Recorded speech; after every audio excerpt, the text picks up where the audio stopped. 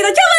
Oke guys, untuk step pertama kalian tuangin sunlightnya ke mangkok. Langsung tuangin banyak aja guys, nggak usah takut-takut nuangnya. Nah, habis itu kalian aduk. By the way itu ada busa-busa karena barusan aku tambahin air gitu guys. Kalian aduk sampai teksturnya jadi kayak gini, baru kalian tambahin magic ingredientnya. Tenang guys, tenang, aku kasih tahu nih. Jadi waktu itu aku nemuin barang ini di DIY, harganya cuma 40.000, murah kan? Kita nggak pakai lemnya, kita cuma pakai magic ingredientnya doang itu guys. Tinggal kalian aduk-aduk dan kaget banget dia langsung berubah jadi slime gitu guys. Oke, kita lanjut aduk pokoknya sampai dia mengembang kayak gini. Kalau teksturnya masih cair, kalian tinggal tambahin magic ingredientnya. Sebelum lanjut, kita ganti lagu dari Reso dulu yuk. Lagi ada diskon 95% Reso Premium untuk 3 bulan pertama loh. Cuma butuh 5.000 doang loh guys. Oke guys, kalau teksturnya udah jadi kayak adonan onde-onde gini, kalian lanjut aduk pakai tangan aja ya.